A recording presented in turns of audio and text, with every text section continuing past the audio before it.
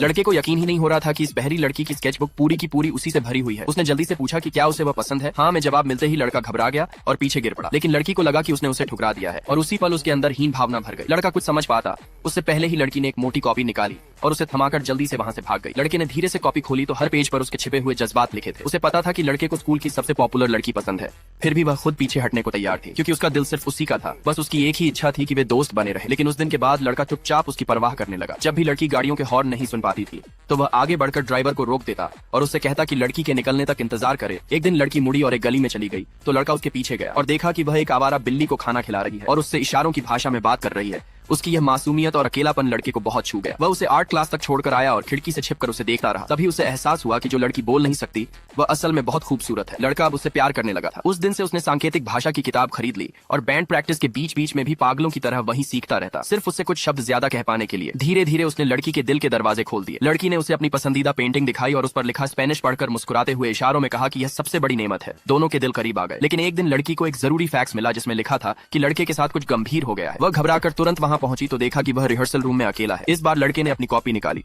जो उन बातों से भरी थी जो वह उससे कहना चाहता था। वह एक एक पन्ना पलटकर उसे दिखाने लगा और लिखकर बताने लगा कि कैसे वह उससे प्यार करने लगा। पहले लड़की हीन भावना के कारण स्कूल फेस्ट में परफॉर्म नहीं कर पाई थी, इसलिए आज रात लड़के ने सिर्फ उसके लिए एक खास गाना तैयार किया था। वह इशारों के साथ गाने की कोशिश कर रहा था लेकिन बीच में अटक गया और अपनी साइन लैंग्वेज की किताब देखने लगा। उसे पता ही नहीं चला कि लड़की की आंखें आंसुओं से भर चुकी हैं। अगले ही पल उसे हल्की सी गर्माहट महसूस हुई। जब लड़की ने उसे जोर से गले लगा लिया उसी समय दरवाजे के बाहर खड़ा आदमी यह सब देख रहा था और संतोष भरी मुस्कान दे रहा था।